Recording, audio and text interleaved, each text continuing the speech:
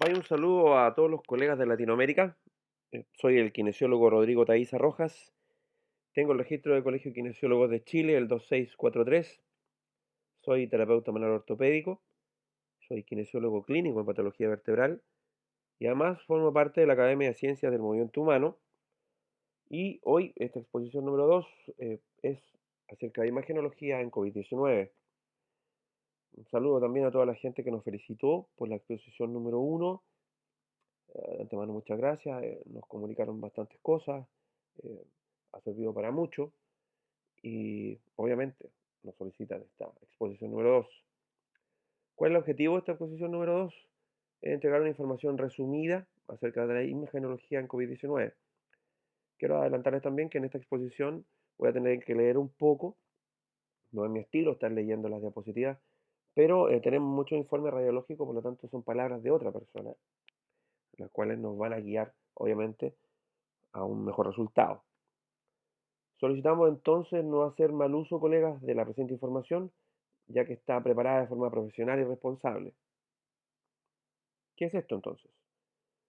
Vamos a hacer una aclaración bastante importante. Esto es una exposición, es un compendio informativo acerca de la pandemia de COVID-19, pero con una visión, obviamente desde la imagenología.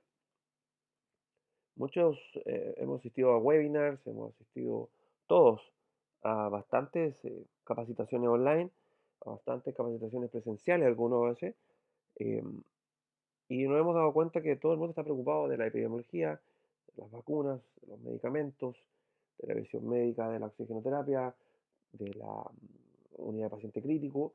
La verdad es que obviamente todo eso es válido, pero nosotros quisimos ser diferentes incluso desde el punto de vista pedagógico, porque vamos a enfocarnos en la imagenología de esta patología. Vamos, por lo tanto, a ver las diferentes visiones interpretativas de las imágenes en radiografía, tomografía, exámenes computadas, ecografía, partes blandas y, por supuesto, su utilización clínica. Entonces, otra aclaración importante, ya que dijimos qué es, tenemos que decir ahora qué no es. Esto no es una guía clínica, no es un material informativo oficial de ningún país, tampoco pretende reemplazar ningún tipo de publicación oficial y obviamente no quiere desacreditar ningún tipo de trabajo de investigación, sino que todo lo contrario. Nos hemos basado en evidencia científica responsable para entregarle a ustedes este manifiesto, que es realmente un compendio de información bastante bueno. Y cuando hablo de compendio, significa que no va a hablar de la historia ni de nada de eso, sino todo lo contrario. Vamos a tratar de resumir información necesaria, información en la cual estudiantes de kinesiología, kinesiólogos, fisioterapeutas que no trabajan en el área respiratoria, sean capaces ya de tener una base, sean capaces de debatir y obviamente de informar. O también les sea necesario, en caso que sean reclutados en algún tipo de trabajo que quizás no dominen. ¿Qué vamos a ver entonces? Vamos a ver estas tres herramientas de imagenología bastante valiosas. Vamos a hablar de radiografía de tórax, de la tomografía axial computada pulmonar y de la ecografía de partes blandas. Por supuesto, a nivel pulmonar y todo en COVID-19. Vamos a partir aclarando algo. Estamos en una sociedad que se valida por el menor esfuerzo. Estamos en el tiempo del menor esfuerzo. Por lo tanto, queremos dejar en claro que imagen será igual de que diagnóstico, se los dejo yo planteado como pregunta. Lamentablemente en el área musculoesquelética hemos caído en esta pereza profesional, sí, el área de la salud no escapó a esta sociedad de menor esfuerzo y caemos en esto de que el paciente llega, no lo evalúo, no lo palpo, no le pregunto, no converso y le digo, tómate este examen. Lo que pasa es que, dama, caballero, tómate el examen, vuelva después. Y con un examen en la mano, recién comienzo a dar respuestas, cosa que no nos gusta mucho a nosotros. Nosotros como fisioterapeutas, como kinesiólogos, somos profesionales de contacto. Nosotros explicamos siempre lo que hacemos, explicamos a nuestro paciente y esa es la base de nuestro éxito. Por eso que somos cercanos. Por eso que quiero que no nos perdamos porque en este rato estamos esperando a que el tecnólogo médico saque una muy buena imagen, a un técnico en radiología saque una muy buena imagen y después estamos esperando que el radiólogo nos diga, nos sople. nos dé esa facilidad de decir, caballero, usted tiene una espondiloartrosis, pero eso no es mi diagnóstico. Estoy leyendo el informe médico. Por lo tanto, necesitamos tener información real, necesitamos tener información fidedigna, necesitamos mezclarla con nuestra experiencia clínica para obviamente llegar a un diagnóstico y de esa forma poder guiarnos a un tratamiento válido. Estas imágenes que están acá, que no son mías, es un ejercicio simple de una foto de 7 lápices labiales y a la izquierda, obviamente, una radiografía muy bien lograda, pero hay que saber cuáles se eliminaron. ¿Cuál se eliminó? ¿Uno? ¿Varios? ¿Son todos? ¿Será un truco radiográfico? Bueno, esa es la gracia. Saber entender que hay que interpretar y llegar a un diagnóstico certero. Obviamente, sabiendo que las imágenes son una gran ayuda, una herramienta, una pista. Algo que tenemos que aclarar también es que el estudio del tórax es por sí mismo una especialidad. Sépanlo de antemano y asimismo cometo la patudez de prohibirles algo. ¿Qué les prohíbo entonces? Para quienes no trabajan en el área respiratoria, tienen estrictamente prohibido analizar desde el punto de vista musculoesquelético una radiografía de tórax. El tecnólogo médico, el técnico en radiología, tiene que tomar la estructura de la mejor forma posible. Por lo tanto, tiene que hacer una radiografía, en este caso, de forma específica para el tórax, pero desde el punto de vista pulmonar, más bien dicho, cardiopulmonar. La razón, esta. Tiene que desproyectar las escápulas, tiene que hiperextender el cuello a veces en esta radiografía posterior-anterior, no anterior-posterior. Lo vemos en este lado, podemos ver la anatomía, por lo tanto, en una radiografía lateral, ojo a donde van incluso este es otro tipo de proyección. Por lo tanto, decir que hay una inclinación del cuello, que tenemos una hipercifosis, una hiperlordosis, que hay una disyunción acrómica vehicular, que encontramos problemas en el labrum, no corresponde por la simple razón de que no está hecha la radiografía para eso. Así es que, disculpen por eso. Así que entenderlo desde antemano, esta es una radiografía cardiopulmonar. El objetivo pedagógico de la Academia de Ciencia del Movimiento Humano es que al final de la presentación ustedes, colegas, estudiantes, sean capaces de ver esta imagenología y tener la siguiente expresión.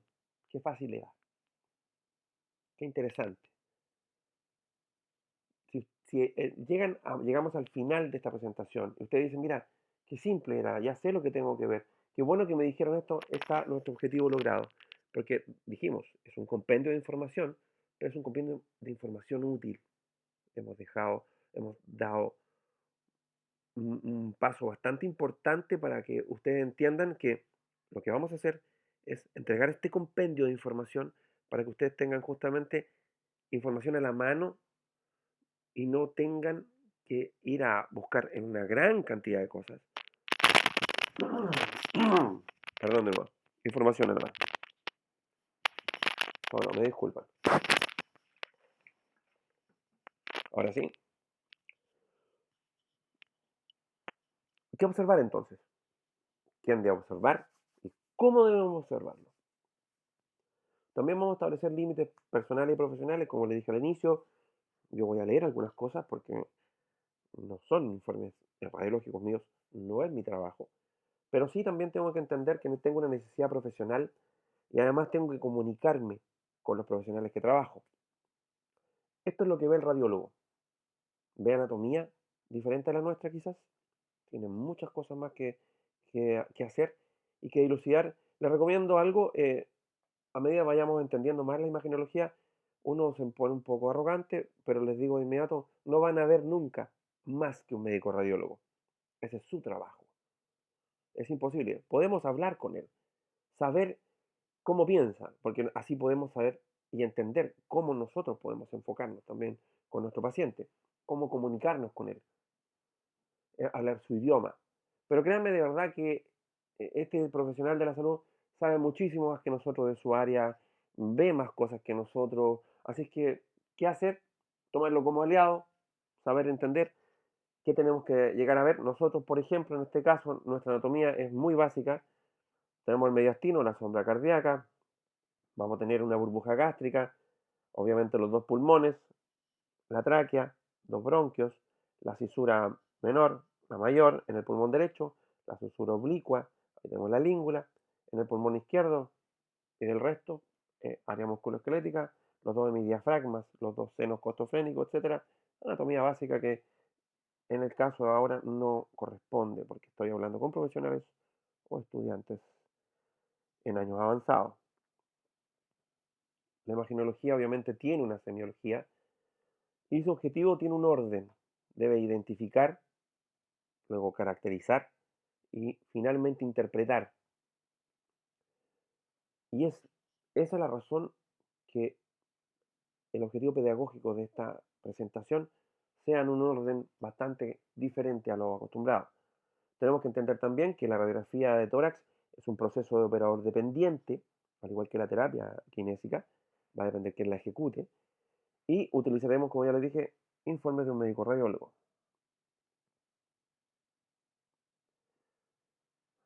En esta radiografía de tórax, veamos qué tiene.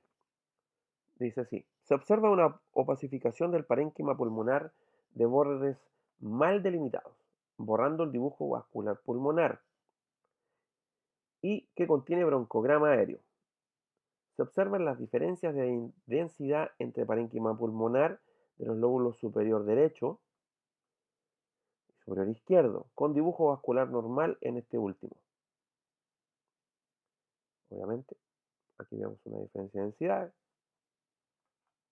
Obviamente esto está un poco más radiopaco. ¿Qué nos dice entonces el radiólogo? Que él ve ciertas cosas, pero no concluye nada. Solo estoy diciendo, mira, aquí veo una diferencia de opacidades, una diferencia de grises. En un lado veo una opacificación del parénquima, en el otro no. Aquí puedo ver la trama vascular. Pero él tiene que ver también lo siguiente, y nosotros entenderlo, que si tenemos acá una ocupación alveolar, tenemos que saber primero que puede ser pus, si es una neumonía, puede ser un edema pulmonar, por lo tanto es líquido, es plasma, puede ser exudado o transudado, y también puede ser sangre, en el caso de una hemorragia alveolar. En este otro informe radiológico dice lo siguiente, en la radiografía posterior anterior, que es esta, y en la lateral dice, existe un foco de condensación en el segmento lateral del lóbulo medio, obviamente es este, cuyo borde superior se encuentra claramente delimitado por la cisura menor. Existe un segundo foco de relleno alveolar, mucho más sutil, en el sector posterior y basal del lóbulo inferior derecho, que se esconde en la radiografía posterior anterior del tórax, detrás del hemidiafragma derecho. Sí, aquí está, lo que dijo primero, un foco de condensación, y esto que está acá, que estoy seguro que ni ustedes ni yo lo vimos, pero el radiólogo nos sopla que aquí él lo encontró. Por lo tanto, en este caso, no es posible definir una etiología sin un contexto clínico. Y finalmente él nos dice que, después de tanto estudio, supieron que corresponden a infartos pulmonares secundarios a un tromboembolismo pulmonar agudo. Suerte que se agregó un ATAC, esa es la razón de por qué se sabía ya ese tipo de información. Dice que se ven los mismos signos que en la radiografía, hay opacificación parenquimatosa, está más que obvio. Obviamente el lóbulo inferior derecho, que es este, recordarle a la gente que en este lado izquierdo de la imagen es el lado derecho del paciente y viceversa. Los vasos pulmonares son imposibles de identificar, puesto que los alveolos se encuentran ocupados y existe respeto relativo del lumen de los bronquios, que ponemos por ahí, un poquito de broncograma aéreo. Tenemos que hablar también de un signo que se llama signo de vidrio esmerilado. El vidrio esmerilado también se puede ver en la radiografía de tórax, pero es mucho más sutil. Lo definen así, es el aumento de la densidad pulmonar en forma difusa, geográfica o nodular, visible por tomografía computarizada de alta resolución y que permite objetivar en su seno estructuras vasculares y bronquiales. Es una opacificación pero no es tan intensa como vendría siendo, por ejemplo, la radiopacidad que entrega el mediastino. Es un gris más tenue, pero deja ver a través de esta opacidad. Es por eso que se le llama vidrio esmerilado, porque al igual que el ejemplo acá de la foto, nos permite saber que al otro lado, por ejemplo, hay un diván, un basurero o un puff, y hay un mueble atrás, quizás un cuadro, un par de ventanales, pero no sabemos más. Quizás, quizás. Yo, por ejemplo, entro en duda, no sé si es un basurero o un puff. Como sea, te permite ver algo, te permite interpretar algo, pero no estamos a ciencia cierta claros que lo que es. Signo de vidrio esmerilado. Acá tenemos otro ejemplo donde nos dice que se muestra el parénquima pulmonar con densidad aumentada, como dijimos, está aumentada la densidad, pero no tanto como en el caso de una radiopacidad que entrega, por ejemplo, una neumonía bacteriana. Obviamente se ve más opaco, pero a pesar de esto todavía podemos definir las estructuras broncovasculares subyacentes. ¿Qué significa? Que hay ocupación en menor volumen, menor cuantía o menor densidad del espacio alveolar. ¿Y este vidrio esmerilado a qué corresponde? A nivel, obviamente, estructural, anatómico, fisiopatológico, por supuesto, son engrosamiento de los septos pulmonares, engrosamiento del intersticio alveolar, que está ocupado, hay ocupación parcial, ojo, ocupación alveolar, pero es parcial, y hay un engrosamiento de la pared alveolar. Esta imagen corresponde a una reconstrucción tridimensional y obviamente coloreada, donde el vidrio esmerilado se ve de color brillante, bastante poética esta foto, me hace recordar a las fotos que se le sacan a los planetas con mucho más tiempo. ¿Cuál será entonces este diagnóstico diferencial? Vamos ordenando. Hemos visto radiografías en las cuales no podemos concluir qué patología es, a qué corresponde, simplemente tendríamos los datos del paciente, nombre, la edad, no tenemos la clínica y lo que está viendo el radiólogo es un negatoscopio con una placa de radiografía o en este caso una radiografía digital en el computador, pero no puede decir qué es. Sabe que hay ocupación alveolar, pero es parcial. Por lo tanto, tiene dos tipos en este caso. Puede ser multifocal o puede ser difusa. También sabe que todas estas patologías pueden ser multifocales y todas estas difusas. Para los que han tenido experiencia en pediatría, van a recordar que el vidrio esmerilado lo encontramos en la patología de membrana hialina, cuando hay alteración o falta de surfactante en el neonato.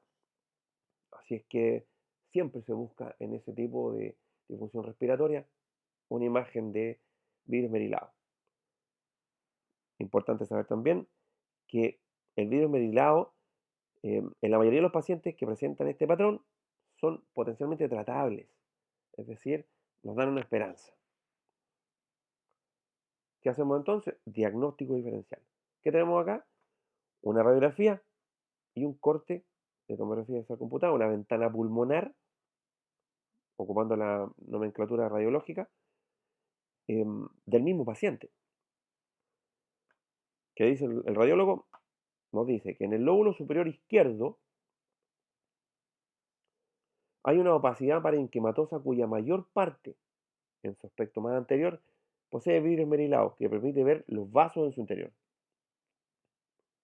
En la radiografía, la verdad que es bastante pobre, vamos a tener que creerle al radiólogo en la radiografía, pero obviamente en el TAC coincide totalmente con lo que nos dice, hay un signo de vidrio esmerilado y la conclusión es una sola.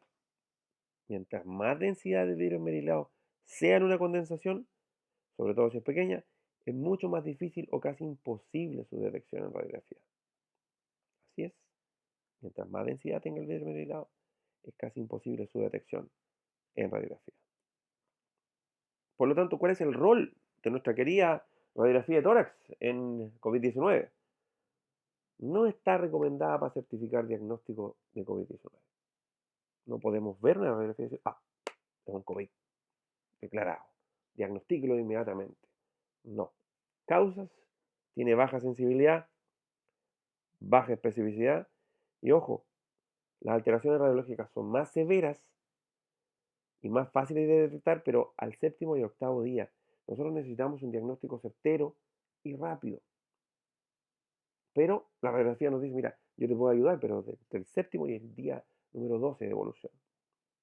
Bueno, independiente de qué es lo que pase con la radiografía, el diagnóstico definitivo sí o sí se va a hacer con la confirmación del examen de reacción a la cadena de polimerasa que sea positivo para coronavirus. ¿Qué hacemos entonces con un paciente que tenga sospecha de COVID-19? Lo primero, obviamente, vamos a encontrar que la radiografía de tórax es normal. Y aquí aparece una palabra importante porque el radiólogo, junto con el tecnólogo, nos van a decir que podemos distinguir patrones sugerentes. Y eso es muy diferente a decir y a corroborar que tenemos un diagnóstico. Es bien importante. Así es que, le vuelvo a leer, se pueden distinguir patrones sugerentes. Habla de condensación tenue, bilateral, periférica y de predominio basal. Eso lo vamos a ver después. Y hallazgos no sugerentes, por ejemplo, un patrón intersticial. Por lo tanto, todavía no podemos decir qué es. Sabemos que la radiografía puede ser sugerente, pero llega hasta ahí. Ya saben por qué. Pero ojo, aquí se agrega algo que estaba fuera de nuestra visión, de lo que buscábamos como herramienta. Ojo que el COVID-19 puede debutar con falla cardíaca y manifestarse con un cuadro de edema pulmonar por miocarditis. Es decir, el radiólogo en algún momento te puede llegar con algo y decir, mira, ojo, aquí aparece un edema pulmonar, posiblemente causado por miocarditis. Dice, ojo con este paciente, obviamente se lo va a comunicar al internista, el tecnólogo médico seguro ya habló con el radiólogo, le dijo, colega, miren lo que pasa acá, etcétera, y vamos buscando pistas porque tenemos que diagnosticar rápido a nuestro paciente. Pero no está todo perdido, para nada. Todo esto terrible que hemos pasado nos ha enseñado lo siguiente. Se analizaron las radiografías. Quien lo desea ver, por favor, puede entrar aquí, les dejo el link. Se encontró que en la radiografía de tórax en COVID-19 cumplía patrones. Y estos son los patrones. Primero, hay consolidación, dijimos, en vidrio esmerilado en un gran porcentaje. Tiene predominio periférico, es decir, se ubica muy cercano a la pleura. Cuando encontramos esta consolidación, esta opacificación, lo encontramos cercano a la pleura. Muy importante. También, siempre en ambos pulmones. En ambos pulmones. Y predominio en las bases. De nuevo, predominio en las bases, en ambos pulmones. Es periférico el predominio además. Y encontramos consolidación y opacidad en vidrio esmerilado. 4 características. Una vez más, de repetir, esta es la investigación de la cual les menciono. Volvemos a repetir que la mayor severidad radiológica se ve después de concluida la primera semana, con un pic al día 10 y 12. Es decir, una radiografía positiva de tórax para COVID-19 será de esa forma positiva solo cuando tenga alta severidad radiológica. Es decir, una obviedad natural, pero el día 12 no es lo que andamos buscando. Entonces, ¿cuál será el patrón no habitual? Ya dijimos, lo vuelvo a repetir. Según evidencia clínica, encontraremos condensación o virus merilado bilateral, predominio periférico y mayor en los lóbulos inferiores en nuestras bases pulmonares. Radiografía de tórax. ¿Qué nos dirá este caballero? Se observa un caso característico típicamente sutil. Entonces, ¿qué dice el informe? Tenues focos de opacificación parenquimatosa en vidrio merilado, bilateral, más severo a izquierda que a derecha y en los lóbulos inferiores. Encontramos entonces que es bilateral, el izquierdo más potente que el derecho, obviamente comprometía las bases.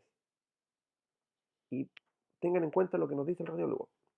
Esto sería un patrón sugerente, no es concluyente, es un patrón sugerente en el contexto clínico apropiado.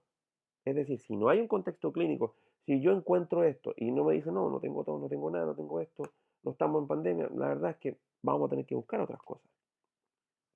Ojo, debe recalcarse nuevamente que el diagnóstico final tiene que corroborarse con estudio del examen de reacción a la cadena de polimerasa, de PCR. Por lo tanto, la radiografía de tórax no es concluyente por sí sola. pero sí es sugerente en el contexto clínico apropiado. Esta imagen que les muestro acá es una imagen de un sitio web de la Clínica Las Condes, que está en Santiago de Chile, y les dejo el link por si quieren entrar. ¿Para qué? Uno se registra y puede enviar su radiografía y completamente gratis te van a enviar un informe radiológico corroborando o no si es COVID, bastante interesante. Me parece que se amplió al escáner también, así es que está todo Latinoamérica invitado, es gratis y que hay que aprovechar esta ayuda que nos entrega esta clínica privada en Chile. Vamos al TAC. Qué bueno tiene el TAC. Su sensibilidad. Si ponemos el TAC versus la PCR, encontramos una sensibilidad altísima. De verdad que es alta. Eh, Su especificidad, lamentablemente, es baja. Porque si bien podemos saber que hay una infección viral que tiene características, no podemos decir, mira, sí, ese es de este tipo.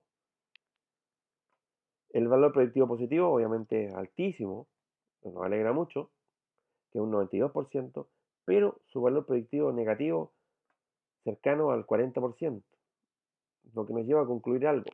No se recomienda como screening para pacientes asintomáticos en este contexto.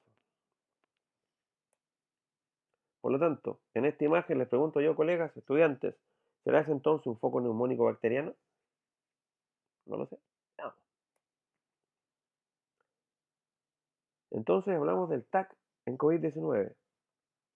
Un estudio similar al de la radiografía nos entregó esto, que el compromiso es bilateral en el TAC, que es de distribución periférica,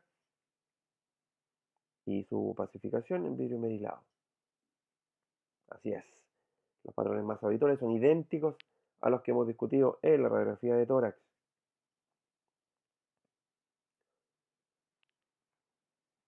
Una tomografía axial computada, obviamente es una ventana pulmonar, tiene diferentes tipos de cortes, solamente para ejemplificar. ¿Qué nos dice el radiólogo? El informe nos dice, el paciente tiene compromiso de ambos lóbulos inferiores, 3 focos de opacificación parenquimatosa de ubicación periférica con morfología redondeada y tenue densidad en vidrio merilado. Este es un patrón muy sugerente de COVID-19. Una vez más, una vez más, nos entrega esto que eh, este profesional no se puede casar, no se puede, no se puede encasillar diciendo si esto es o no es. Simplemente decir, sabe que es muy, muy sugerente. Vean por favor qué nos dice la PCR. Y esto no era una enfermedad, no era, perdón, una condensación bacteriana, sino que era uno de los tantos cortes. ¿Qué encontramos acá? Lo mismo, vidrio merilado, una opacificación, dijimos que nos indica tenue ocupación alveolar, la encontramos acá, obviamente muy cercana a la pared, encontramos también broncoderma aéreo, y algo más que se los dejo de tarea que se llama signo de halo inverso. Les recomiendo que lo busquen porque para saber un poco más de signo de halo inverso hay que saber también qué es lo que es broncoderma aéreo, los tipos de condensación, etcétera, así que se los dejo de tarea, si no se nos olvida nunca más.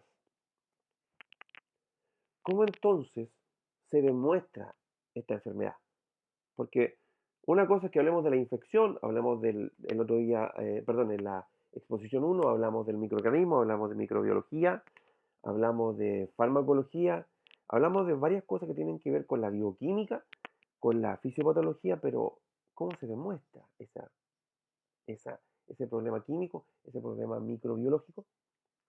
La enfermedad se presenta, primero, puede ser como una gripe intensa o como una neumonía. ¿Cuál será la diferencia?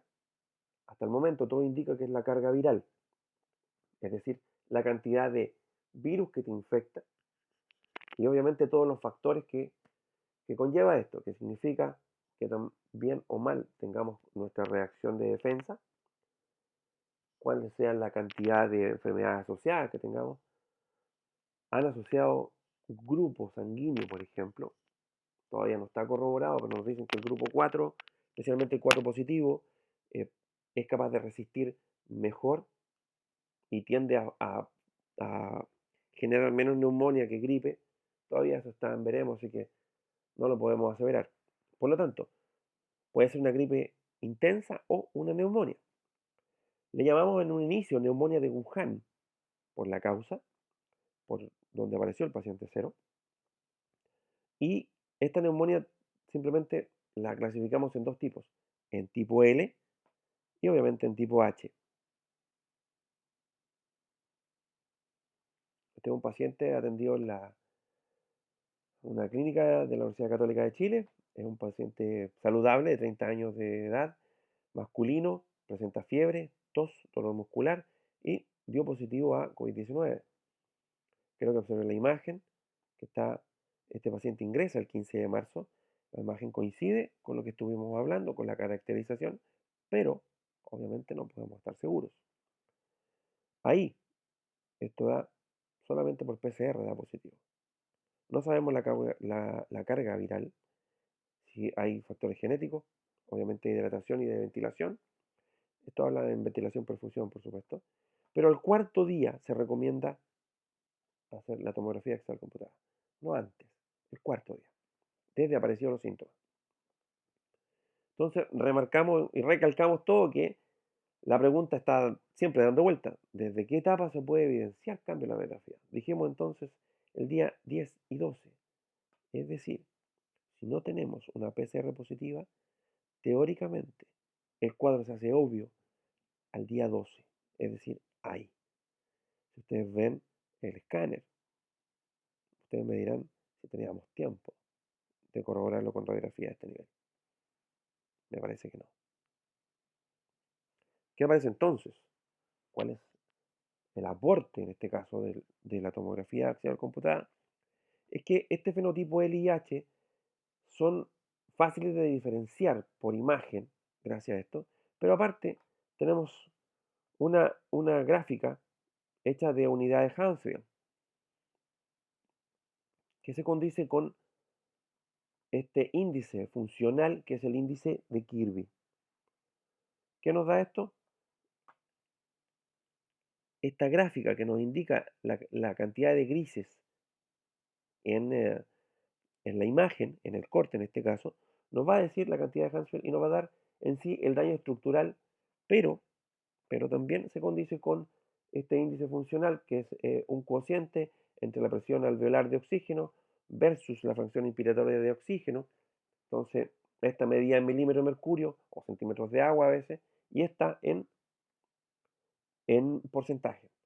¿Qué nos dará esto? Obviamente una representación de la imagen. ¿Cómo? Por la cantidad, en este caso, nos está diciendo cuánta estructura posee esta unidad de Hounsfield. Es decir, acá tenemos Hounsfield, obviamente, que está muy cercano al negro, porque está en el -1000. Y acá tenemos unidades que se acercan a la radiopacidad. ¿Cómo lo vemos? Muy fácil, del -300 al +100. Y acá tenemos del -300 al +100. ¿Cómo lo vemos?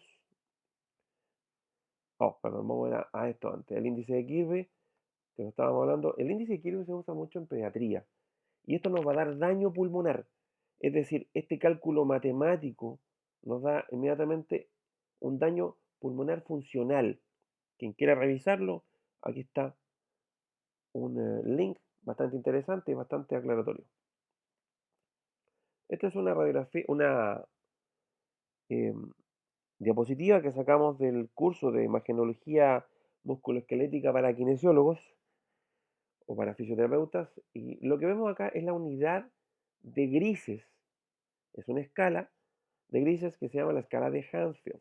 Es decir, la unidad de grises, el nombre es Hounsfield. ¿Qué hace? ¿Qué se hace, perdón? Con agua bidestilada se resetea y se setea esto a nivel cero. Ese será nuestro nivel cero de grises y lo va a dar el agua bidestilada.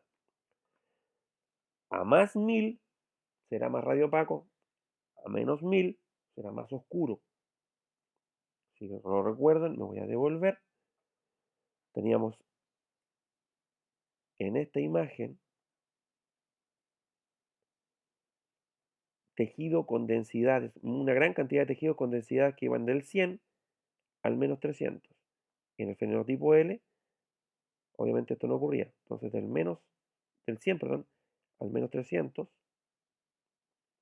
si lo vemos en la escala, 100 al menos 300, nos está diciendo que el pulmón tiene una densidad muy similar a la que tiene el riñón y a la que tiene el tejido graso. Si lo ubicamos en la escala de grises, donde el pulmón debiese ser solo aire, en el menos 1000, nos ubican en este gris. ¿Qué significa esto? Mucho, porque nos va a dar información de la cantidad de tejido que está en ese gris. ¿Y para qué? Porque así podemos diferenciar el fenotipo LIH y nos va a dar un par de pistas más que la vemos adelante. Características del fenotipo LIH. Acá están usando FIO2. Dice, la recomendación es tan alto como sea necesario para ambas. El volumen tidal nos da el 6 ml kilogramo, el rango respiratorio y el PIP. Van a escuchar mucho hablar de PIP últimamente, que es la presión expiratoria, la presión pulmonar del fin expiratorio. Ahí está. ¿Y para qué es este PIP? El PIP es simplemente esa presión que evita el colapso pulmonar. Justamente eso. Y hay una discusión ahí en el inicio, hace unos meses atrás, de cuándo y cómo usar este PIP.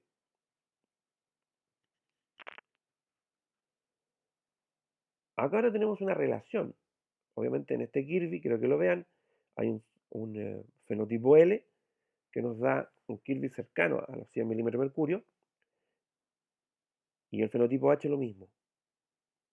Son similares, igual en este caso, pero ojo, que el escáner nos entrega un peso pulmonar mayor en el fenotipo H. El compliance directamente calculado también, mucho mayor en el fenotipo H. En este siguiente ejemplo, lo mismo, acá este cociente entre presión alveolar de oxígeno y la fracción inspiratoria de oxígeno es muy similar, pero el pulmón tiene un peso, obviamente, en este caso, el doble en el fenotipo H en comparación al fenotipo L. Sonaba bastante lógico, pero nadie se atrevía. Lo que pasó al final es que realmente el fenotipo L y el fenotipo H, que eran tan diferentes, realmente uno es el agravamiento del otro. ¿Por qué? Porque obviamente el fenotipo L tiene una elastancia diferente, un peso pulmonar diferente, una reclutabilidad alveolar diferente, y lo mismo pasa en el H. Muy diferente. Obviamente esta es la gravedad. De ahí que viene este color en degradé, que lo van a ver en todos lados, por eso lo ocupo. ¿Y eso qué nos lleva?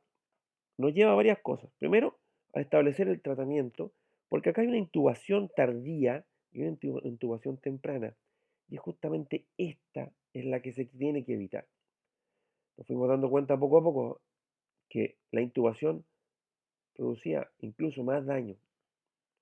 Así como al principio había tratamiento con hidroxicloroquina, donde realmente se comenzó a usar de forma desmedida, se empezaron a probar dosis, se dieron cuenta que producía mucho más daño cardíaco y muy poco daño en el caso de combatir el coronavirus. Era casi inerte. ¿Qué hacemos entonces? Dijeron, a este nivel íbamos a tratarlo con una cánula de alto flujo, pero el primer problema que había era que habían por parte de la gente que trabajaba en la unidad de paciente crítico, que el contagio en teoría podía ser alto debido al nivel de aerolización, una gran cantidad de fómites. Bueno, todo se solucionó con una simple mascarilla quirúrgica.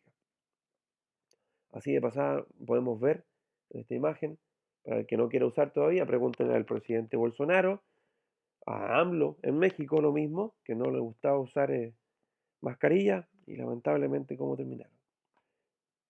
Todo esto lo podemos ubicar acá en terapiaventilatoria.uc.cl, información gratuita para todo el mundo, lo que han invitado.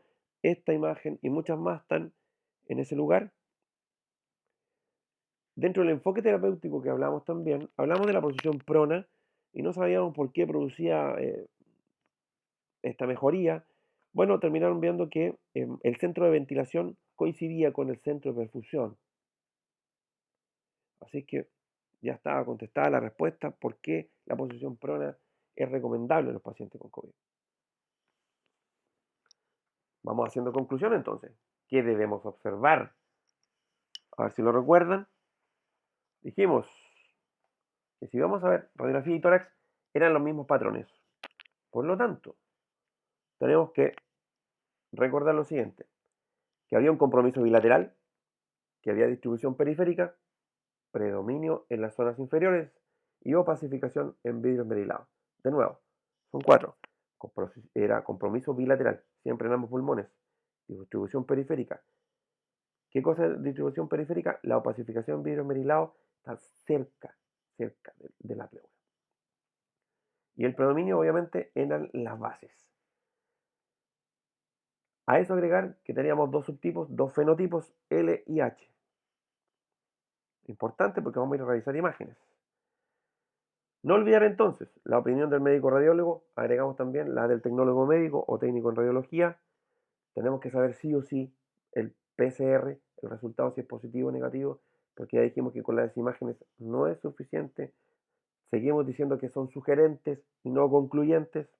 Sí es concluyente la PCR. Obviamente la evaluación clínica que nos lleva a todo eso, el diagnóstico diferencial, no olvidar, no todo es COVID-19. El trabajo siempre multidisciplinario, porque si yo sé más de esto, capacito a mi enfermera, a mi TENS, a mi colega, al médico general que viene reforzando, a los médicos que han tenido que convertir, que estamos hablando de oculistas, oftalmólogos, ¿cierto? En este caso era dermatólogos, por ejemplo, anestesiólogos, que han tenido que volver a estas prácticas iniciales que hicieron en la UCI, en la unidad de tratamiento intermedio, en la unidad de paciente crítico. Hace años tuvieron que volver a vestirse con el scrap y decir, bueno, dejo mi especialidad, vuelvo, yo también tengo que decirle, Doc, le cuento como parte del equipo, esto es lo que andamos buscando en la radiografía, esto es lo que se ve en el escáner. Colega, usted que está trabajando en el área broncopulmonar y sabe más, ¿me podría ayudar? Yo sé esto. Colega, usted que está trabajando en el área musculoesquelética y que tiene que ser reclutado, colega, usted que está en el área de neurología, yo le cuento de qué se trata. Obvio, porque necesitamos un diagnóstico rápido y certero, ya lo dijimos, la evolución de tratamiento importantísimo y el subtipo importante. De nuevo, compromiso bilateral, distribución periférica del vidrio merilado. Vidrio merilado ya dijimos, predominio en las zonas basales, subtipo L y H. ¿Por qué este recuerdo? Porque vamos a ver si aprendimos algo. ¿Les parece? Yo creo que sí, ¿eh? La verdad que sí.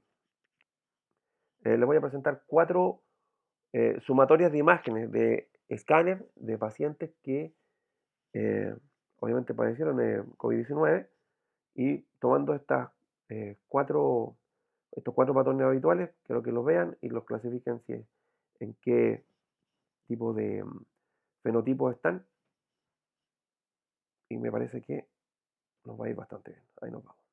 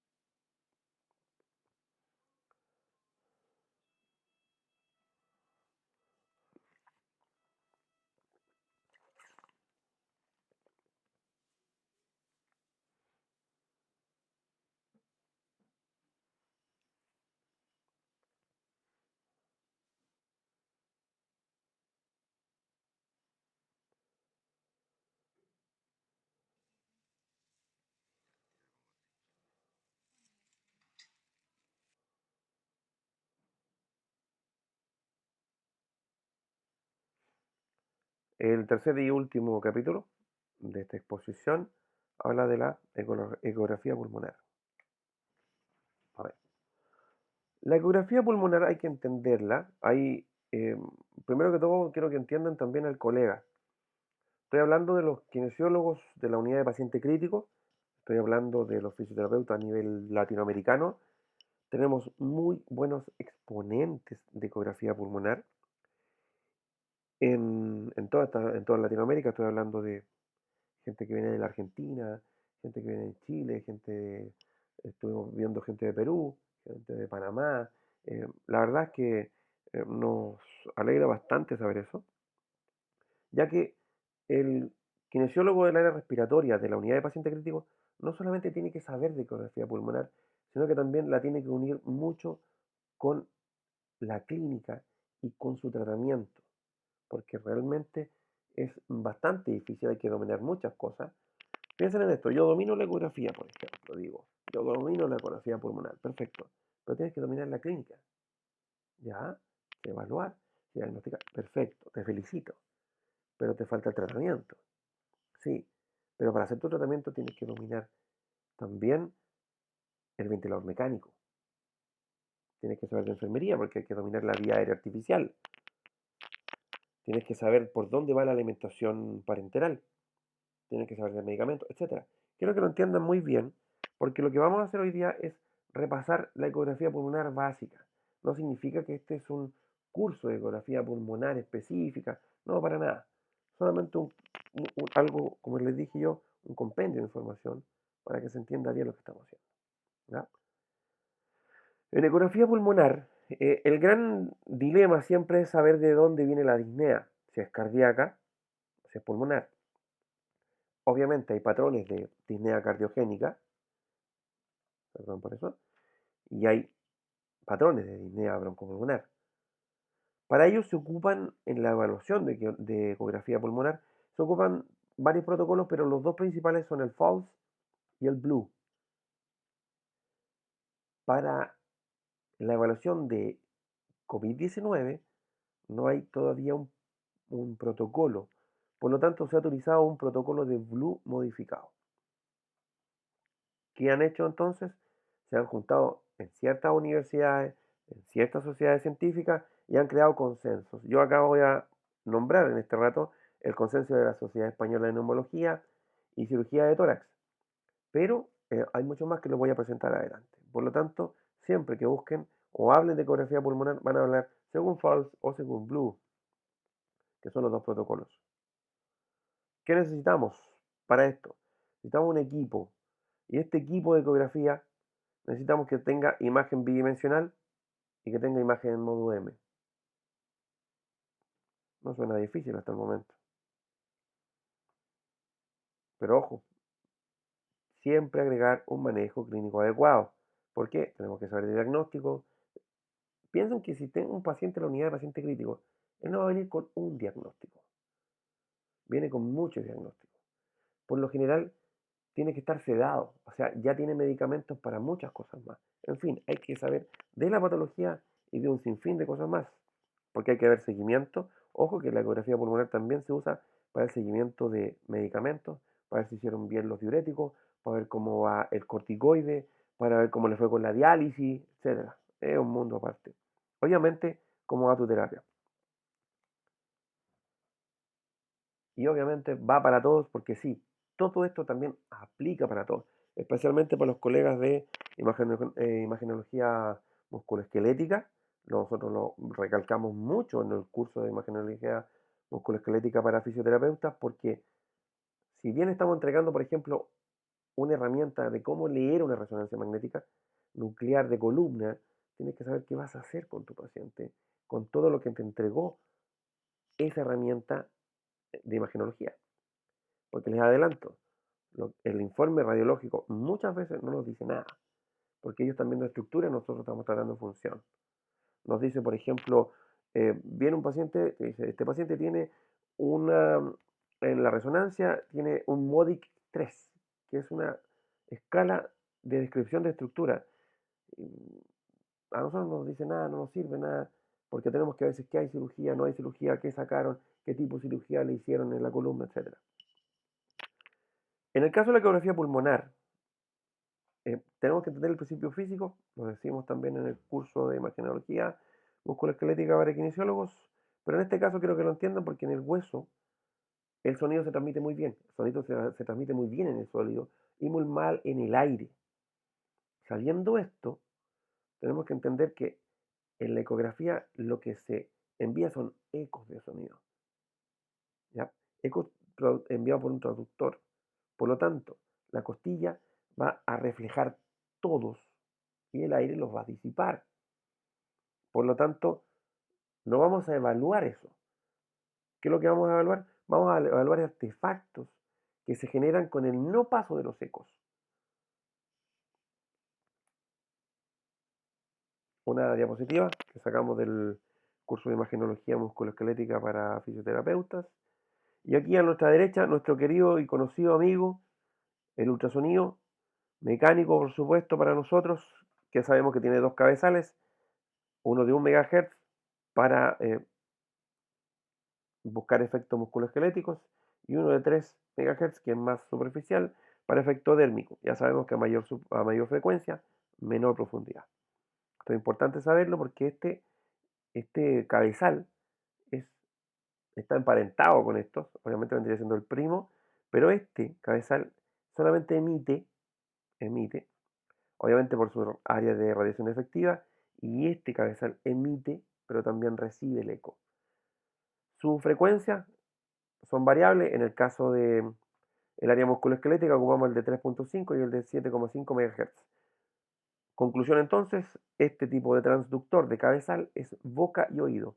Este vendría siendo solo boca. Tipo de transductores, bastantes, va a depender del fabricante, pero dependiendo de su frecuencia base, ojo, dependiendo de su frecuencia base nos va a dar también su profundidad. ¿Cuál ocupamos a nivel pulmonar? Ocupamos este que le llaman cardiológico también, y uno de estos que puede ser lineal o curvo, en este caso va a depender del fabricante. Importante saber entonces que si yo ubico al paciente de cúbito lateral, por ejemplo, y lo ubico de cúbito lateral izquierdo, estoy de frente a mi paciente, y obviamente en mi cuerpo derecho queda a nivel superior, esta es la imagen que me va a entregar y yo voy a poner el cabezal ahí, en esa dirección. Cefalocaudal sobre el hemitórax derecho. ¿Qué va a hacer entonces? Que a mi derecha encontraré toda la estructura a nivel craneal y a mi izquierda la dirección caudal. Por lo tanto, cada vez que nos enfrentemos a la pantalla de ecógrafo, vamos a encontrar esto siempre y cuando no acueste el paciente en la dirección opuesta.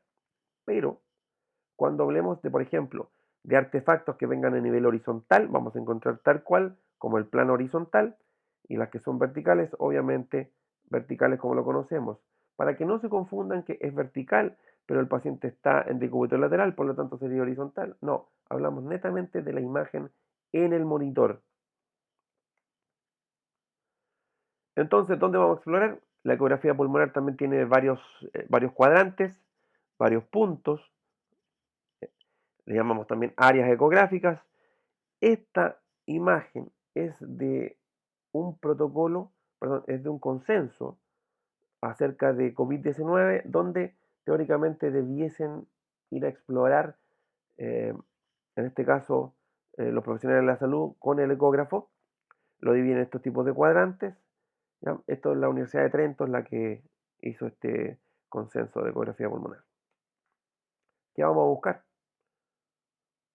Vamos a evaluar la clínica, buscamos anormalidades o buscamos todo esto que está acá, patrones de aireación normal, patrones de alveolo intersticial, dice un patrón, dice una consolidación de radios pulmonares, neumotórax, seguimientos, ya dije, de medicamentos, etcétera. ¿Cómo lo hacemos? Paciente en decúbito, en este caso en decúbito supino,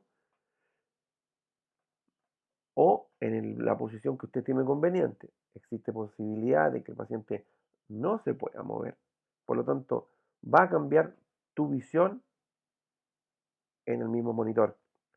Saber qué cuadrante voy a explorar, ser ordenado, saber explorar de forma ordenada y coordinada y obviamente saber en qué posición tienes este cabezal para poder saber dónde y qué estás haciendo en tu monitor. Una vez más, la orientación del cabezal nos va a dar, por ejemplo, una imagen. En esta imagen vemos que el cabezal alcanza a tomar la costilla superior, la costilla inferior y un espacio intercostal, lo que nos va a dar, obviamente, este dibujo que lo vamos a ver después. Quiero que se recuerden esta forma, porfa, que son estas dos líneas curvas y una línea curva invertida.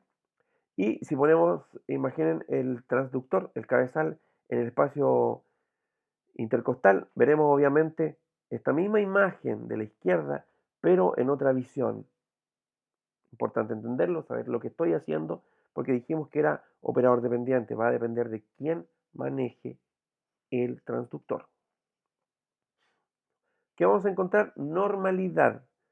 Estas son líneas normales en un pulmón seco. Escuchen bien lo que dije, líneas normales en un pulmón seco.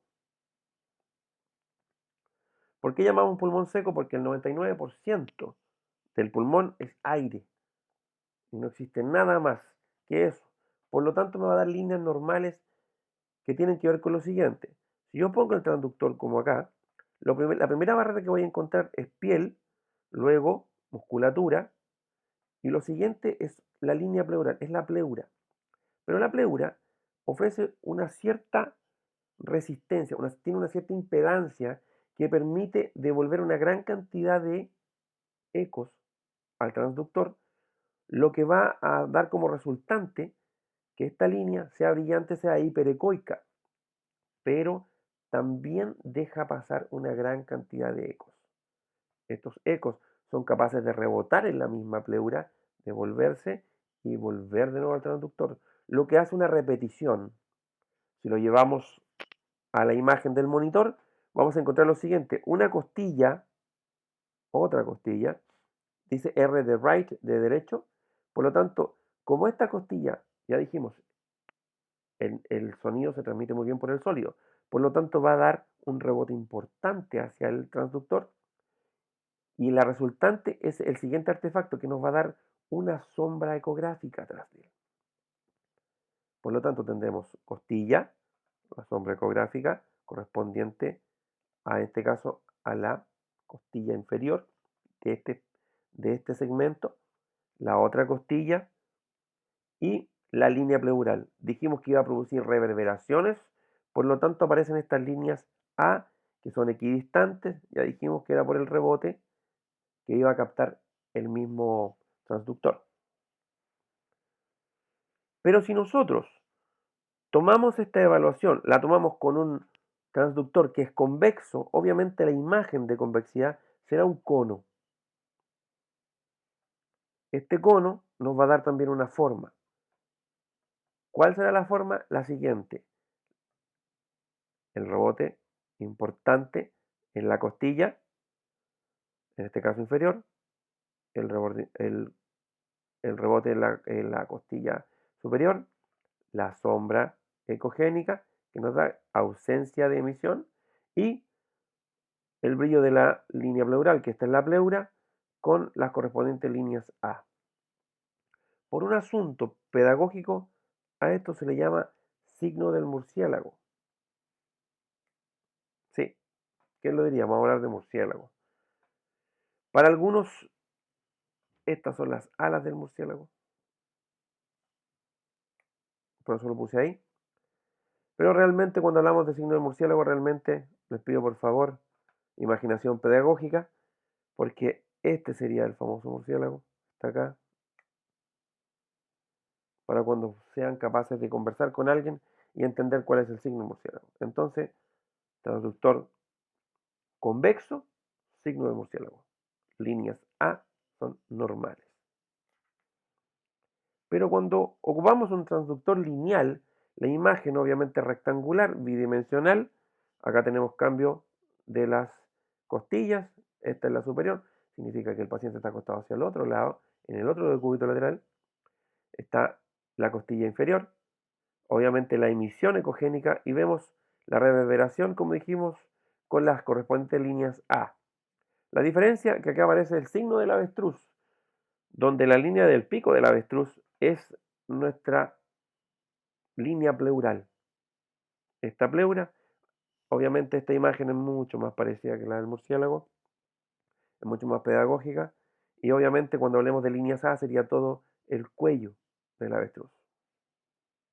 Entonces, transductor curvo, líneas A, signo del murciélago.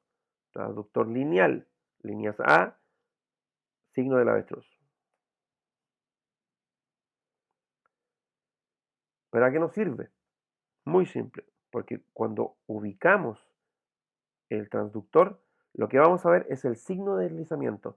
Vamos a ver cómo la pleura visceral se mueve en relación a la pleura parietal. Sumado a ello, el movimiento respiratorio. Este es todo el pulmón que está aquí en este rojo más tenue. ¿Cómo lo vamos a ver? De esta forma. Ya dijimos, es convexo este transductor, por lo tanto nos va a dar imagen cónica. Acá a derecha la imagen cónica y nos podemos dar cuenta de las líneas A y nuestro famoso murciélago, por supuesto. Lo vamos a ver después, por si acaso, ¿eh? ¿Qué encontramos entonces? En el mismo equipo, mientras yo estoy evaluando y buscando mis líneas A, yo voy a apretar un botón ahí que me dice modo M. Y el modo M me va a producir esto. Esto que es cónico, esto que tiene diferentes ángulos, esto que tiene diferentes impedancias, me lo va a condensar en un solo eje, me los va a condensar en un solo paquete y me va a hacer esta imagen. En esta imagen tenemos una línea pleural, en la parte superior tenemos estructuras que corresponden a la pared torácica y en la inferior todas las estructuras subpleurales. A esto le llamamos signo de orilla de playa porque es justamente eso, la orilla de playa, lo subpleural, y lo que correspondería al mar, que es más móvil, a la pared torácica.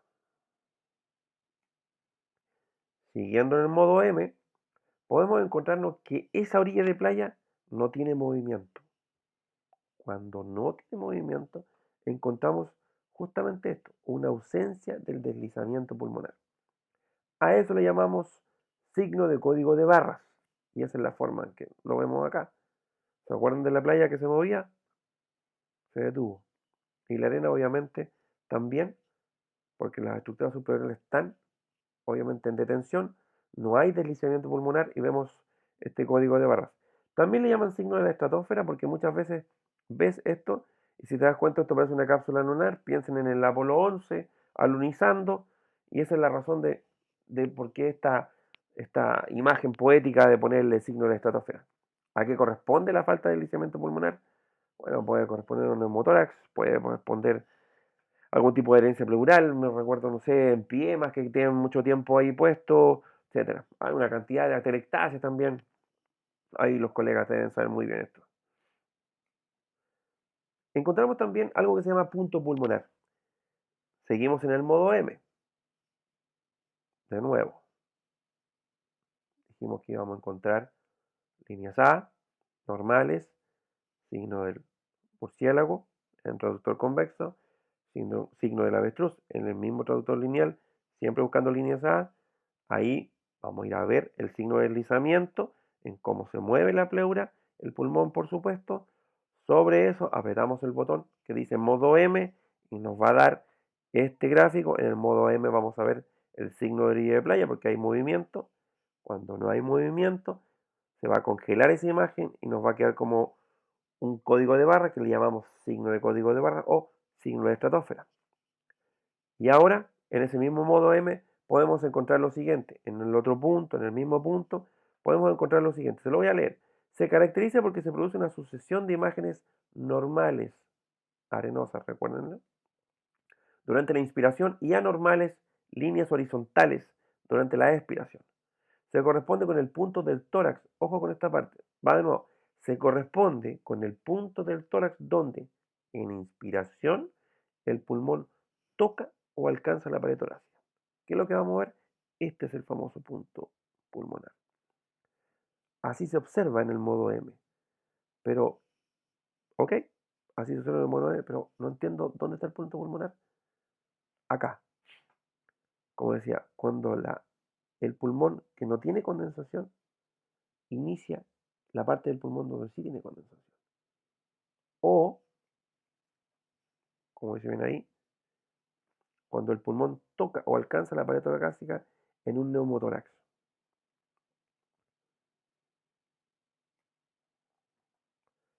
Estas son líneas patológicas que las describe Liechtenstein bastante bien. Las llamamos líneas B o artefactos en cola de cometa, como lo pueden ver.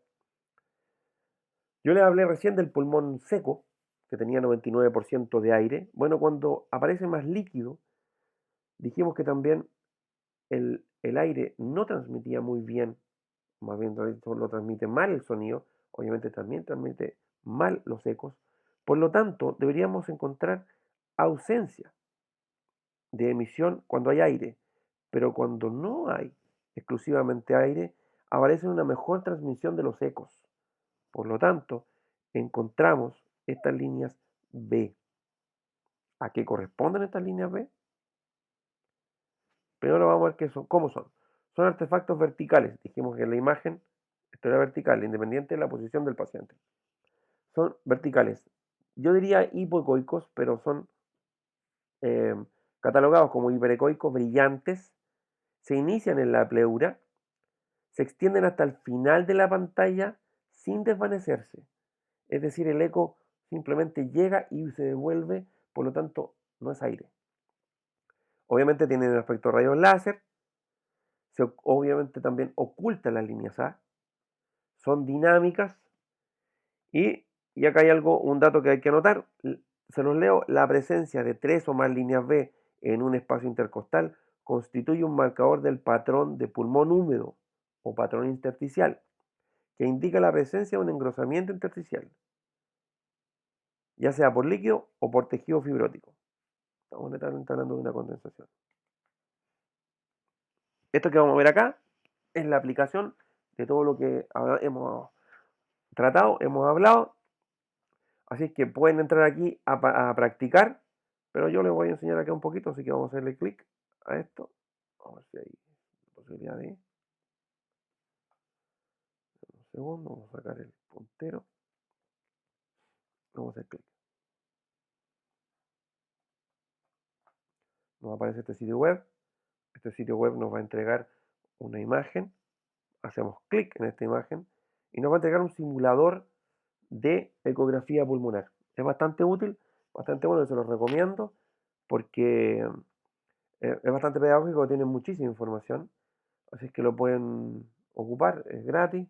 Quiero que entiendan bien que cuando uno trata imágenes, es muy parecido cuando a uno le pasan el estetoscopio, uno le dice, mira, este tipo de sonido tienes que escucharlo, esto también, este inspiratorio, expiratorio, uno le pone el estetoscopio y no escucha nada, o realmente escucha puras leceras, da la sensación que está escuchando reggaetón a veces, pero no, no es nada, hasta que uno afina el oído. Esto es lo mismo. Acá tenemos entonces el signo de deslizamiento, como lo podemos ver, está en la introducción, cómo nosotros veríamos esto, ¿ya? Tenemos el signo de deslizamiento, como vemos acá, el artefacto de línea A, vamos a hacer que el sistema nos cuente dónde están las líneas A, el eco que rebota, el deslizamiento, y estos ecos ya dijimos que chocan en la pleura y reverberan, por lo tanto, la línea pleural, y ahora nos está mostrando un par de líneas A, que dijimos que eran normales. ¿En qué imagen tenemos acá? Tenemos una imagen cónica, por lo tanto es un transductor convexo. Si es líneas A, encontramos entonces el signo del murciélago. Vamos a ver ahora líneas B.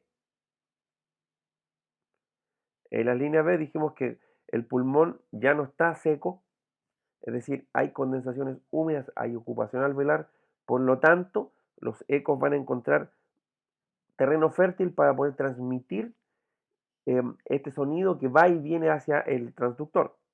¿Qué encontramos entonces? Estas líneas de cometa. ¿Cuáles son los transductores que vamos a ver? Dijimos que había uno lineal, que nos daba una imagen, una profundidad, uno convexo y el cardíaco que tiene varios nombres también. Esto que está acá nos enseña a ocupar el sistema, ¿ya? Nos va a dar los cuadrantes, nos está diciendo aquí cómo se podría ver un transductor cardiológico, etcétera, pero nos vamos a devolver porque vamos a ver un pulmón normal. ¿Cómo se ocupa el sistema? Muy simple, acá si ustedes se dan cuenta, yo estoy moviendo el cursor y el cursor me va a dar un movimiento tridimensional del tórax con el transductor en ese cuadrante. ¿Dónde está? Acá abajo, me dice a nivel derecho o anterior. Esta imagen, acá me está dando el transductor normal y aquí a la derecha cómo se vería la imagen con el transductor. ¿Qué es lo que vamos a ver? Vamos a hacer un corte ahora, mire, lo vamos a cortar en el Slice View y me va a cortar el pulmón. ¿Qué es lo que estamos viendo? Eso que está acá en la práctica a nivel anatómico, macroanatómico, lo estamos viendo acá a nivel ecográfico. Ahí está nuestro transductor. Pero para los que todavía no entienden, me parece que estoy equivocado, pero todos están entendiendo fabuloso. Vamos a ponerle nombres. Y nos está dando la sombra acústica, la costilla, las líneas A, la línea pleural. Se ve todo facilísimo. Lo prometido es deuda. Vamos ahora a poner el modo M de esa misma ecografía y nos vamos a encontrar con línea pleural, la zona arenosa, por el signo de playa. Vamos a apagar esto, vamos a sacar la línea de acá, vamos a volver al tórax completo, vamos a cambiarnos de lado con otro, de nuevo, curvo, está muy bien, vamos a ir a nivel posterior, con el mismo transductor curvo, estamos, ojo que a veces está, ahí hay 2 y algo espacios intercostales, vamos a ir al corte, esto es lo que deberíamos ver,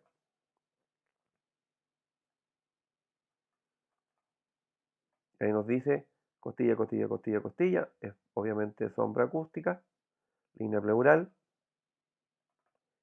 vamos a cambiar incluso, miren dónde está puesto ahora, ojo que tenemos acá el hemidiafragma, así que tenemos algo más que ver, cambiamos de lado, lo mismo, ¿por qué? Porque tenemos más de un espacio intercostal, por lo tanto hay más de una costilla. Entonces volvemos arriba, a la derecha, y ahora vamos a cambiar de transductor, vamos al lineal. El transductor lineal me va a dar obviamente una imagen rectangular que dijimos, la costilla, la otra costilla, la sombra acústica, las líneas A, y lo vamos a poner en modo M. A ver cómo nos irá. ¿Será parecido? Claro que es mucho más parecido. Cambiamos de lugar. Vamos a sacar el modo M para no confundirnos. Nos da lo mismo. Bien. Pero suena fácil. Muy fácil. Así que nos vamos a ver un neumotórax. ¿Qué hacemos acá? En el neumotórax. Vamos a ver dónde está. ¿Le parece? Mire, el sistema nos regala una radiografía. Vamos a mirarla. Aporte, poco. Vemos senos costofrénicos. Vemos alteraciones ahí radiopacas. ¿Cierto? Nos vamos de nuevo al pulmón completo. Que incluso el dibujo nos está dando algo. Así que pongamos las famosas líneas. Están todas. Estamos con el transductor convexo. Vamos a explorar. Esto se ve normal. Vamos al hemitórax izquierdo. También anterior. Me parece que se ve normal. Por posterior. Posterior izquierdo en este caso. ¿No? ¿Algún problema? ¿no? Sigamos viendo.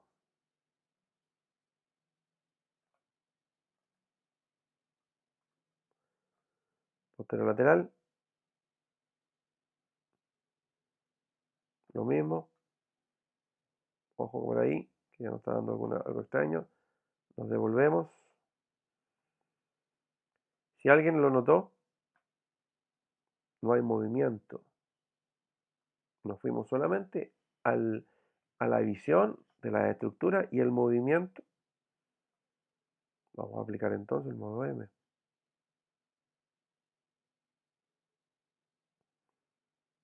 ¿Qué encontramos? Un signo en código de barra. Por lo tanto, vamos a ir al corte. Y en el corte me está diciendo que como no hay movimiento allá, tomen en cuenta la punta de la flecha más a la izquierda.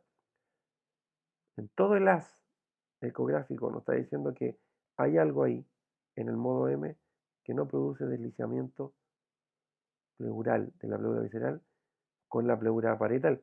¿Por qué? Porque está desprendida. Este espacio virtual ya dejó de ser virtual y ahora es real y ahora hay aire donde no debe existir. Se pierde la presión negativa, por supuesto, con toda la clínica correspondiente. Vamos a ver entonces, no hay deslizamiento. ¿Se me estaba olvidando alguno? No. ¿Qué pasa acá abajo? En el posterior, dijimos que si contacta ahí, en la zona de contacto, debería haber un punto M. ¿Hay movimiento? Poco todavía. ¿Dónde está el punto M? En el modo M. Veamos si está. Bingo. Se los presento. Punto M. Interesante, ¿eh? Veamos con el transductor lineal. Se verá igual. Mucho más claro incluso el punto pulmonar en el modo M. En la cara anterior dijimos que tampoco hay deslizamiento. Deberíamos encontrar entonces a ese nivel, con el mismo transductor, lo mismo, un signo en código de barra.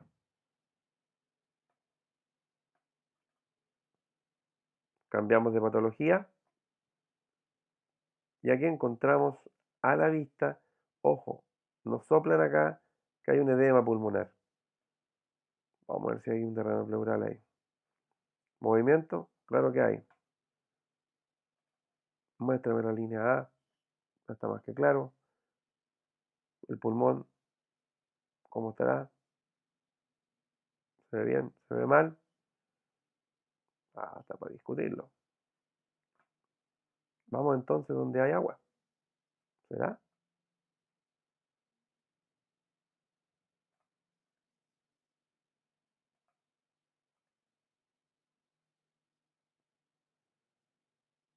Y aquí los quiero ver. Usted mirando dónde está la línea A, la línea B, C, D, E, que no, eso es mentiras a la CDA, para que ustedes entiendan que esta es la realidad. Dijimos que el agua transmite el líquido, transmite, claro que transmite bien, pues, transmite bien los ecos, transmite bien el sonido. ¿Y qué es lo que tenemos entonces? Acá hay movimiento pulmonar, hay líquido dando vuelta, hay una forma mayor. Vamos al corte. ¿Qué encontramos?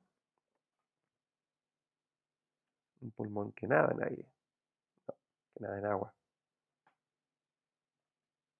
La radiografía, tal cual, un pulmón izquierdo con un derrame pleural, no, con un edema pulmonar solamente. Tienen para entretenerse mucho, tienen para practicar, porque en las líneas A las van a ver, porque cualquier paciente es normal.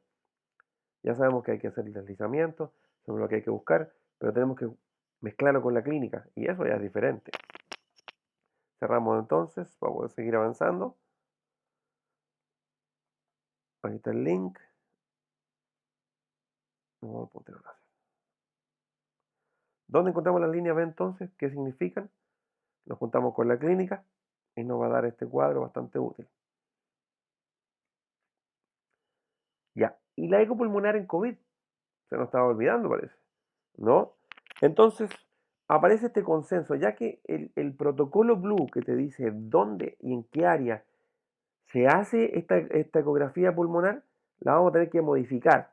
Pero cada uno lo empezó a modificar a su antojo. Nosotros dijimos que estamos haciendo esta exposición con em, evidencia al 1 de junio. Quiero que lo entiendan bien. Hay 6 meses desde el momento en que encontramos al primer paciente hasta el día de hoy. Solo han pasado 6 meses. Por lo tanto, todo el mundo intenta ayudar y se crean consensos de este tipo. ¿Qué es lo que hicieron en la Sociedad Española de Neumología y Cirugía de Tórax? Dijeron, vamos a tratar de evaluar de mejor forma con ecopulmonar, pero vamos a hacer nuestro propio consenso. Vamos a ocupar el Blue, vamos a ocupar el FAL y vamos a encontrar lo mejor posible. ¿Qué vamos a encontrar? Líneas A. Pueden estar presentes si es normalidad y ausencia en patrón de vidrio de lustrado. Vamos a encontrar entonces líneas B3 y B7. B3 si tiene separación de 3 milímetros y B7 si tiene separación de 7 milímetros. ¿Qué significará las B7? Son neumonias con afectación intersticial predominante. Ojo, intersticial crónica. Y B3 habla de, disculpe que le lea, patrón de vidrio de lustrado en TAC de tórax. Es lo mismo. Condensación parenquimatosa subyacente que no contacta directamente con pleura visceral. Encontramos edema alveolar, que suele ser bilateral y distribuido de forma homogénea por ambos campos. Eso sería una B3 en la eco, esto sería en el TAC. Encontramos también condensación parenquimatosa, ya dijimos. Línea pleural puede estar normal, puede haber engrosamiento difuso y nodular, discontinuidad, derrame pleural.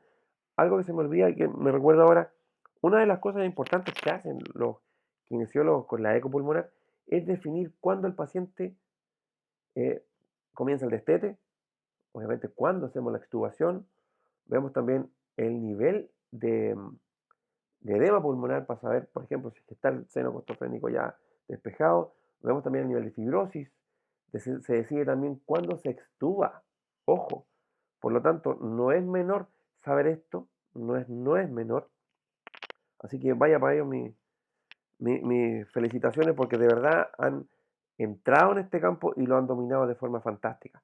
Fantástica. De verdad, para toda Latinoamérica, un abrazo gigante en este tipo de cosas. Entonces, en la Universidad de Trento dijeron, ¿saben qué más? Vamos a hacer nuestro propio sistema y le vamos a poner puntaje. Y este puntaje está dado, me permiten aquí para cerrar, por favor. Ahora sí. Y este puntaje está dado por punto. Por cada área que nosotros dijimos, vamos a dar un puntaje y eso nos va a decir la evolución de esta famosa neumonía que puede ser subtipo LOH y cómo va a evolucionar. ¿Dónde lo encontramos? Acá en el sitio web de abajo. Invitados todos para que lo puedan repasar. Otro protocolo que nos dice ocupa el protocolo Blue, pero vas a ocupar solamente 6.6, etcétera. Nos dan varias cosas. El protocolo Blue habla de patrones. ¿Ya? Hay patrón AB, hay patrón C, hay patrón B, y lo ocupa, por lo tanto, es una variabilidad. Ojos que sugieren también subtipos, etcétera, también es importante, lo van a encontrar por allá. Ahora, yo estoy seguro que antes de esta exposición lo leían y no sabían de qué se trataba, y hoy día lo pueden leer en este rato y perfectamente pueden saber de qué se trata.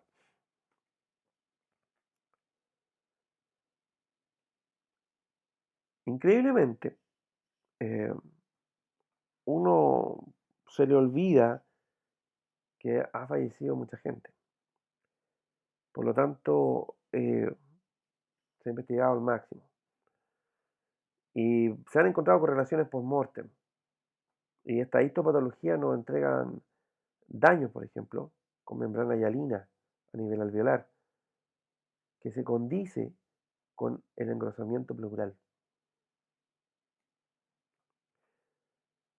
Este engrosamiento pleural y subpleural, por supuesto, más las condensaciones, lo que hace es justamente a nivel microcelular, perdón, celular, daño pulmonar difuso, alveolar difuso, perdón. Y este daño alveolar difuso se traduce en una gran infiltración fibrótica y obviamente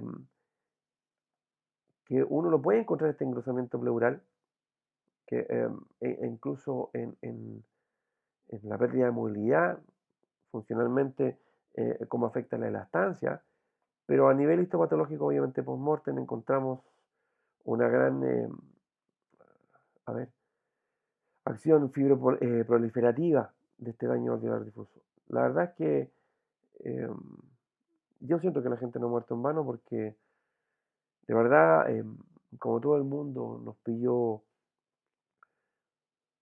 bastante mal, es un tirón de oreja que nos hace este canalla llamado coronavirus, este SARS-CoV-2, nos tira la oreja y nos hace recordar que somos lábiles y que estamos siendo bastante arrogantes incluso con el planeta. Vaya a ello el agradecimiento a la gente que falleció y nos está enseñando mucho más todavía, incluso desde más allá. La correlación, obviamente hay una correlación imagenológica entre la ecografía y el TAC, así que quien quiera hacer una ecografía puede tener el TAC en la mano y puede saber y buscar, por ejemplo, el comportamiento de la pleura, puede computar puntos, etcétera, y puede también comparar y evolucionar. No se olviden, líneas A, líneas B, hemos aprendido bastante. La Sociedad Italiana de Radiología Médica crea este sitio web, que es una base de datos. Se la recomiendo a todos. En este caso yo puse un ejemplo, el caso 64.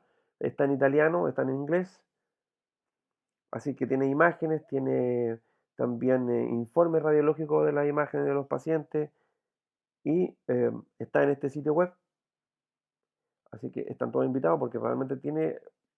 Yo la última vez que entré hace un tiempo atrás tenía 350 casos, todos documentados con radiografía, con TAC, con eco de partes blandas, algunos bastante interesantes, sintomatología, datos de los pacientes, etcétera. Así que quien quiera practicar, quien quiera ir a buscar, están todos invitados, por supuesto, con este servicio que entrega la Sociedad Italiana de Radiología Médica. Bueno, y solamente me resta dejarlos invitados a todos ustedes, colegas y estudiantes, para nuestro curso de imagenología musculoesquelética para fisioterapeutas, para kinesiólogos. Lo hemos dado en varios lugares, en Perú, en la Argentina, un par de veces hemos estado en Buenos Aires, nos han tratado, pero fantástico en nuestros lugares, ni hablar. Estuvimos también, por supuesto, en varios lugares de Chile. ¿Qué tratamos aquí? Mucho. Hablamos de radiografías a nivel musculoesquelético, de citometría ósea, enseñamos a dominar, por supuesto, la tomografía axial computada, enseñamos a ver resonancia magnética nuclear para ver qué es lo que tienes que ver, qué es lo que no, para poder interpretar cualquier resonancia magnética nuclear, para quedar muy bien frente al equipo médico y saber, porque nos lleva una sorpresa enorme, enorme, de verdad enorme, y que nos lleva a desarrollar estos cursos, es que el fisioterapeuta, el kinesiólogo, somos maestros. Va a sonar bastante arrogante, pero somos maestros en anatomía. Por lo tanto, dar un salto a la imagenología es un paso lógico.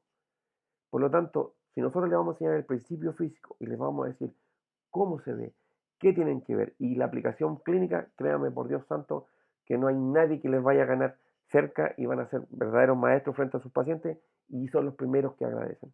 Así que están todos invitados. ¿Ah? La Academia de Ciencia del Movimiento Humano, de verdad, se complace en invitar a todos, kinesiólogos, fisioterapeutas o quien quiera ir, porque realmente están fantásticos. Nos vamos a ver ahí seguro. Así que nada, pues nos encontramos en los cursos de imagenología musculoesquelética para kinesiólogos. Le doy las gracias por toda su atención. Espero les haya servido. Estoy muy, muy seguro que esta información les va a servir bastante. Así es que, nada, un abrazo grande, colegas, y a todos juntos, Dios me los bendiga. Gracias totales, tengo que decir.